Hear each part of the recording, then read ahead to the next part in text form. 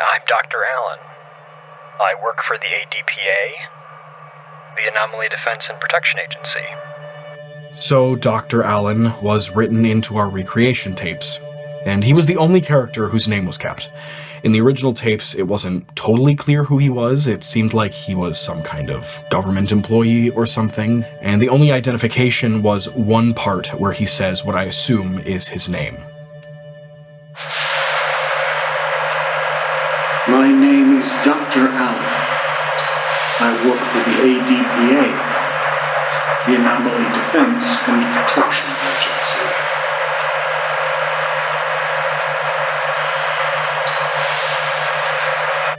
My name is Joe Boersma. I voiced Dr. Allen in Tales of Dread and Darkness. He was sort of a fictionalized character Elliott came up with to draw a through line across the different episodes. He was supposed to be some kind of agent or employee of the ADPA. He's not fictional. He's not? No. Who is he?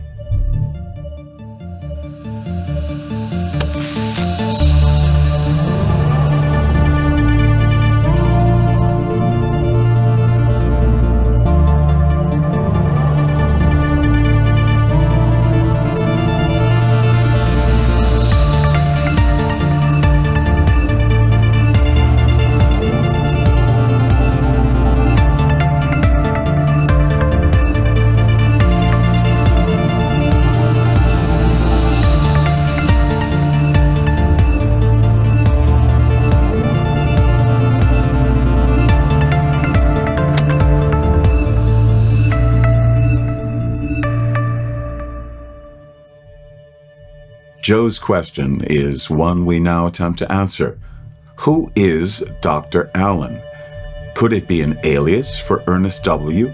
With confirmed audio tapes of him speaking, as well as an alleged signature calling for the redaction of certain published articles, it is clear that he is involved in the ADPA. But who he is and what he does remains unknown. In the original tapes, he doesn't really say much or express real thoughts or opinions. It's all very objective, so I made him a little more of a character for our recreations. This whole thing was pretty confusing, honestly, and I'm a little upset. I wish I would have had more information during production. Elliott mentioned that there were some audio files he was basing the series on, but I thought that was world building and like lore, not actual government tapes. But that's where we believe Joe to be incorrect. With all the evidence we have so far, government hardly seems to be the key word in question. Ernest W., Dr. Allen, Project Sanguine, the ADPA, it all seems to be part of something sub-governmental. Elliott wrote Dr. Allen into each tape, giving a brief introduction set in the ADPA offices. And then Dr. Allen had his own episode, Subject 862, where it's him talking to a mysterious boy who appeared. That one is me and Mikkel Knudsen. Elliott and I recorded the intros for the first 5 tapes in one night, separate from recording Subject 862. When I got home from recording the intros, there was a note on my door that said, "Please stop what you're doing. It is offensive." I was a little confused, but at the time I was living in a duplex, and my upstairs neighbors were a little bit crabby. I'd been in kind of a high-stress time, and had been playing guitar late at night to cope, so I figured they were just complaining about the noise. But when we were recording the Subject 862 episode, things got weird. At the time, I thought the Subject 862 concept was just an idea Elliott had written. But now I realize he was taking the concept from a real tape. We were recording at Elliott's apartment, which has a window facing an alleyway. I remember between takes, I went near the window to get my water bottle, and I noticed a dude standing down there staring up at Elliott's window. That wasn't necessarily weird in and of itself. It's Chicago, so people do all kinds of shit all the time. But I looked back down there a few times, and he just kept staring. When we finished recording the episode, Mikkel and I left. We take different train routes home, so we went in separate directions. And I hadn't realized that my phone was low on battery while we were recording, so it died, and I couldn't get any messages or anything. When I got home and plugged my phone in, I realized that I had a few Snapchats from a username I didn't recognize, WMP3. I guess I haven't even realized that my Snapchat was public, so anyone could contact me. I kind of didn't know if I should open the videos or not because, who knows what you might see. But I definitely wasn't ready for what I saw.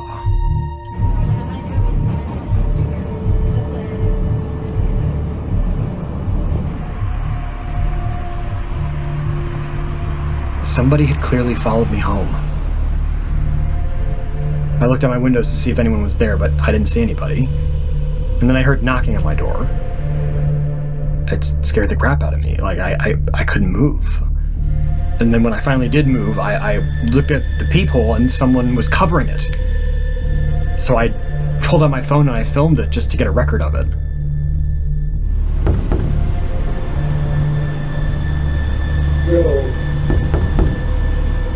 Joe, I know you're in there.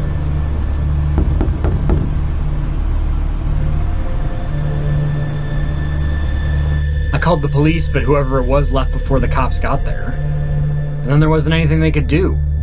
The Snapchat account was from a burner phone, so they couldn't track it down to a specific person. The actors, especially Joe, really went through some shit for this project. I guess, come to think of it, the redaction notices and the following really started to intensify once we started recording the Dr. Allen stuff. Who is this Dr. Allen figure? What is it about him that makes him the specific trigger for redaction? I ran a voice recognition search on the audio byte saved from the original tapes. I actually located a number of matching files. Your Honor, the defense wishes to call no more witnesses to the stand. Where were you on the night of October 27th?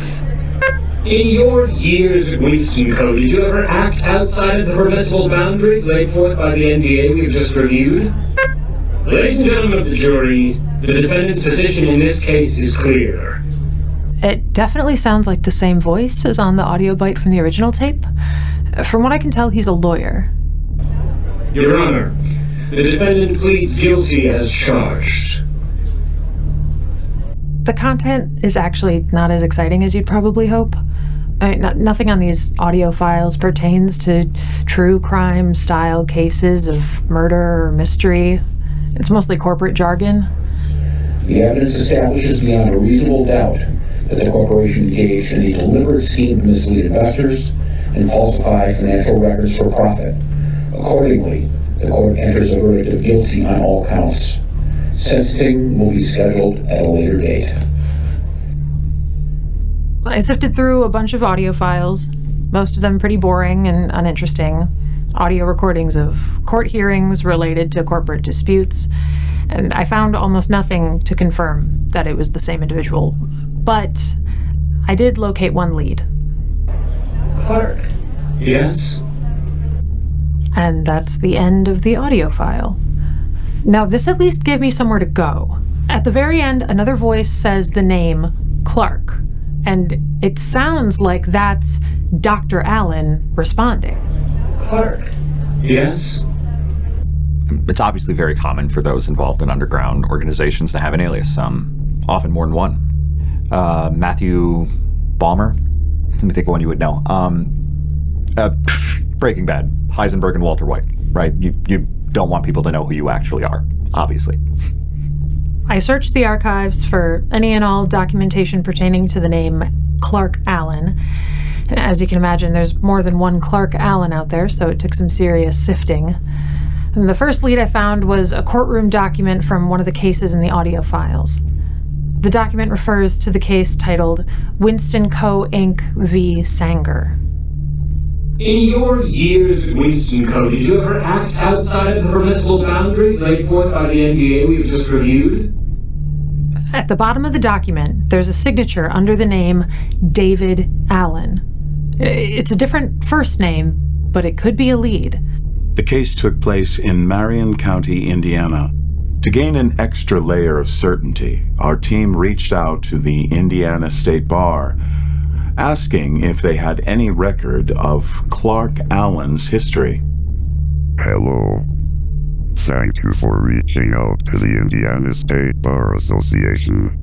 According to our records, there were 2 lawyers by the name of Clark Allen who served for the Indiana State Bar. Clark William Allen, who served from 1928 until his death in 1972, and Clark Harrison Allen, who served from 1992 until he was disbarred in 1999. I hope this helps your research. Until he was disbarred in 1999. If this is the Clark Allen in question, what occurred in 1999 that caused him to be disbarred? Disbarment is a formal process of revoking a lawyer's right to practice law. It's conducted at the state level, and it typically happens for reasons you can probably guess. Unethical practice, stealing clients' money, fraud, gross misconduct, and so on. Now, I will say disbarment is incredibly rare. Most disciplinary action amounts to private practice. Disbarment is really the last resort. Can you tell us why Clark Allen was disbarred? Oh, sure. Clark Allen was disbarred in 1999 for gross misconduct. But I actually looked into this case in preparation for this interview, and based on the information you provided, Clark Allen isn't the lawyer you're looking for. It's Clark Gabler. All the cases in the audio files you sent were under the purview of Clark Gabler. The voice on the tapes is a direct match to that on the audio files. But perhaps Allen is not his name at all. The name Clark Gabler does appear on the document pertaining to the Winston Co. case. There seems to be no significant record of a lawyer named Clark Gabler except one article. The article tells of a Clark Gabler who shut down his private legal practice in 2012 to attend medical school, leaving a successful legal career behind. It includes a worn-out image of a young man in a suit. Running a facial recognition scan on the man in this image, there's a few things that come up. The first two are a student photo from Washington University Law School and a photo from a listing in the newspaper advertising legal services. In examining these images, one can't help but notice an eerie resemblance between Clark Gabler and Joe Boersma, the actor who played Dr. Allen in Secret Handshake's Tales of Dread and Darkness. Is this a mere coincidence? Could this be part of an elaborate hoax? The third image result comes from a 2014 obituary. On Sunday, May 11th, Clark Gabler, doctoral student at the Indiana University School of Medicine, passed from this life. Cause of death remains unknown. Privacy is requested at this time. According to his obituary, Clark Gabler has been dead for 11 years. Could it be that discrepancies in Dr. Lowenstein's technology have misled us, and that this is not the man from the ADPA tapes? We can't rule it out. But there is one noteworthy detail in his obituary. In lieu of flowers, donations may be made to the Medical Anomaly Advancement Institute.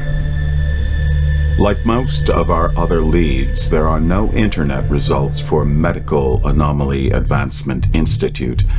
Our team took note of Clark's studies at the Indiana University School of Medicine, and instead chose to see if we could make any connections there.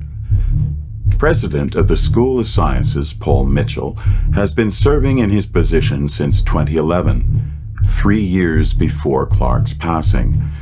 In hopes that he may have some insight, we reached out to him and received a response which read, Hello, the Medical Anomaly Advancement Institute, MAAI, was a project co-founded by former students Clark Gabler and Danielle Baker in 2013. It was an experimental institute aimed at finding solutions to medical anomalies. Unfortunately, Clark passed away during his studies in 2014 following an incident, and the institute was formally dissolved in early 2015. This information gave us the perfect lead, and we were able to get in touch with Danielle Baker, who was gracious enough to sit down for an interview. My name is Dr. Danielle Baker, and I co-founded the Medical Anomaly Advancement Institute, MAAI, with Clark Gabler. Clark was a brilliant man. I mean, truly. He had left a prestigious law career to study medicine, and in my now almost 15 years of working in the medical field, I've never seen anyone with an intellect like his. We initially started the MAAI to devote more research time to medical anomalies like incurable diseases, antibiotic-resistant infections, stuff like that, but Clark started taking it down a different path. Clark was a bottomless pit of curiosity. In medical school, there's typically two types of people: altruistic, I want to help people and make the world a better place students, and science whiz students. Clark was the latter. He believed that there was an answer, a through line to all of those weird things that happen to you that you can't explain. Ultimately, I think his curiosity ruined him. He had this pen pal named Winston. From what I remember, it was somebody Clark had known since he was a kid and apparently had been his lawyer for a case as well. I don't know the contents of the letters. Clark always kept it a secret, but I think it was mostly about discoveries he was making. Clark was obsessed with this guy. I mean, it was seriously like somebody who's infatuated with a new crush. All he would talk about was Winston. What was his last name? I don't know. He never said. The circumstances surrounding Clark's death were weird, and I still don't fully know exactly what happened. On May 10th, Clark called me. He was breathing really heavily, and at first I thought he was hurt. I guess my first instinct was to record the call in case something was wrong. Okay, Clark, I'm recording the call. Why? Clark, are you all right? Yes, I'm fine. What's going on? Something huge is... What? Something huge is happening. I mean, this is big. What is? I'm not here right now. What? I mean... Where are you? I think... What are you talking about? Oh, I think I need to go. Are you... I'll tell you everything tomorrow. All right, just... May 11th, I was scheduled to meet with Clark to go over some end-of-semester items. I remember going to his house and knocking on his doors, but no answer. His car was parked in the driveway, and the lights were on, so it looked like he was home. I tried calling his cell, no answer. I waited a little bit, called a few other people to check if they had seen him, but nothing. I looked all around his house. There were no broken windows, no signs of anything weird. After several hours, I called the police. I'm Gil Harper, former police officer for Monroe County, Indiana. The Clark Gabler case was one of the weirdest I worked on. I came to the house when Miss Baker called. We went through due process to declare that Mr. Gabler was missing and in danger. We entered the house. At first glance, everything looked neat and put together, definitely no signs of foul play. Miss Baker had mentioned these letters with this Winston individual, but we located no such letters in our search. We asked for any family contacts Mr. Gabler may have had, but were not able to identify any. It was during that search that it occurred to me that Clark had never talked about a family. He never seemed to go home to anyone on holidays and never really talked about his life growing up. There was very little evidence in the house to point us in one direction or another. There was, however, one glaring piece of so-called evidence. In his bedroom, Clark had a desk, and on the desk was a letter. Hi, honey. I can't wait to meet you in person finally. I'll bet you're so cute and handsome. Let's meet under the Pine Street Bridge. Just you and me. It will be so romantic. Love, Katie Wessler. Well, As you can imagine, we went straight to the Pine Street Bridge.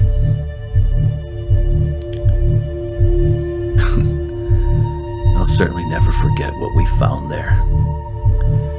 Mangled body parts everywhere. It was the only time in my career that I was actually truly scared by something. It was clearly a man, but not enough left to identify any recognizable features. We ran DNA tests with some body hair. We matched them with some hair we were able to obtain from a hat of Clark's that was in the house.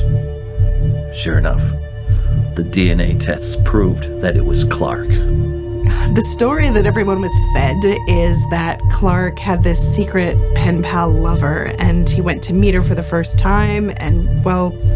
Catfishing is, of course, a common practice, and something which has led to murder and other crimes on many occasions. We investigated the name on the letter, Katie Wessler, and it led us to a whole new investigation, which resulted in the arrest of Ryan Pulitzer, who had taken the pen name Katie Wessler and murdered 9 men. Ryan ended up pleading guilty to 8 of the murders, but he insisted that he had never had contact with Clark, and I'm inclined to believe him. Look, you've got to understand that when a case is closed, it doesn't mean the legal system has found the definitive answer. All it means is that the team working on the case has obtained evidence clear enough to draw a reasonable conclusion. To tie up the loose ends and call it a story, usually including the conviction of an offender. In Clark Gabler's case, the evidence all pointed to Ryan Pulitzer posing as Katie Wessler and murdering him, just like his other victims. But I don't buy it for several reasons. First, you've got to look at the type of person who gets connected with these sketchy catfishers. Typically, it's the loners. People who are down on themselves. They feel like they're at a standstill and just need companionship. And most importantly, often don't have strong friendships. That's not Clark Gabler. Clark was accomplished, brilliant, good-looking, had a bright future ahead of him, and well-liked.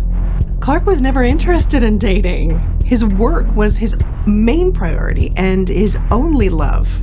He and I were always platonic, so it's not like it's something he would have said to get me off his case. And he stuck to that. He'd sometimes be approached by women, and he was always kind, but he'd never really engage. You see, in other cases of catfishing, you'll usually find other evidence pointing to a connection with the individual. Back in the day, we'd find a whole bunch of letters. You'd also find romantic or sexual letters and items indicating some kind of sexual deviancy, or at least a strong sexual drive. There was none of that with Clark. But the biggest giveaway to me is the handwriting. The handwriting is completely different. You see, it's the same on all the other letters Ryan Pulitzer wrote under the name of Katie Wessler, except this one. But taking it a step further, the handwriting is almost an identical match to Clark Gabler's. Of course, the court views that as minor insufficient evidence compared to the DNA samples. DNA is typically the most definitive evidence in a case like this. But you know what? You can fudge DNA evidence as well. The mangled body we found was too far gone to be recognized based on facial features. You don't think Clark could have taken some hair from that body and planted it in his closet at home? A man like Clark? I wouldn't put it past him to think 4 steps ahead like that. It just never quite added up.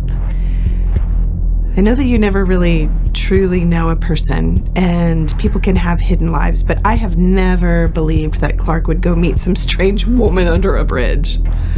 Plus, with the phone call the night before, it honestly seemed like there was something else underneath all of this. Fast forward. November 17th, 2019. I'm on patrol duty. I'm driving down a country road, and a dark green Toyota Corolla with a missing headlight drives by. It was a quiet night. Nothing better to do, figure I better give this guy a warning. You see, sometimes we do just stop here for fun. I firmly believe that the man I pulled over that night was Clark Gabler. There's body cam footage of it somewhere. Would we be able to access that footage? I'm sure I could have the guys dig it up.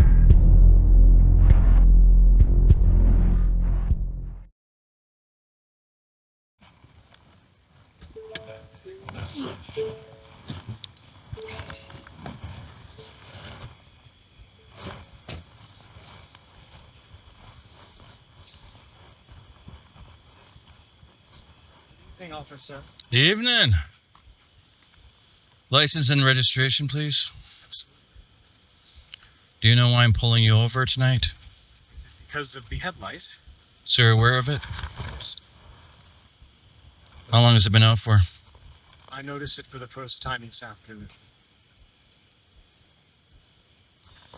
Sir, could you please give me your name and date of birth? Sure. Benjamin Allen, September 5th, 1980.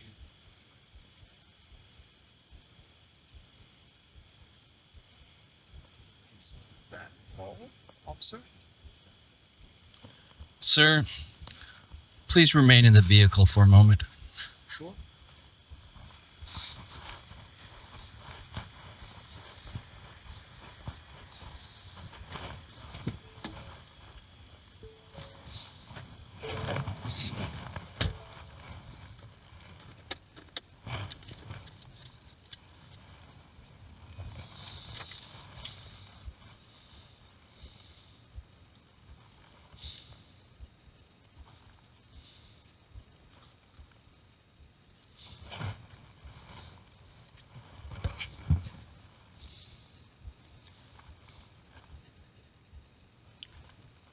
What the hell?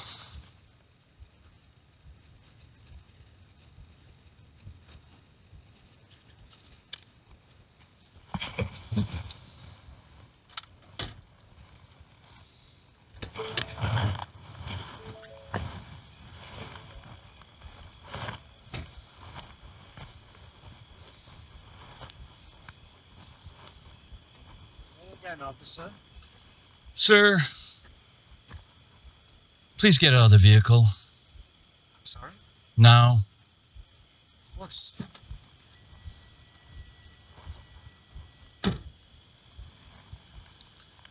Sir, please state your full legal name. Benjamin Robert Allen.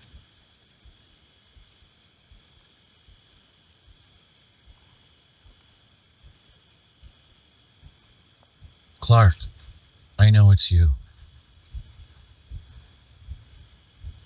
Sorry? You're Clark Gabler. I'm not familiar with that name. Clark, you're not going to be in trouble. I'm afraid you have me mistaken for somebody else.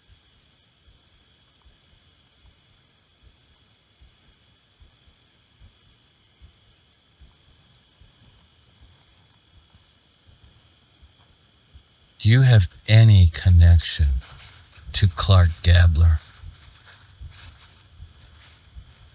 I've never met anyone by that name.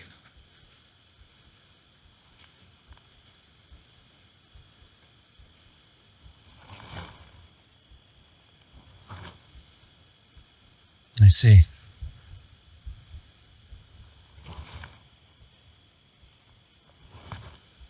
Take care. As well.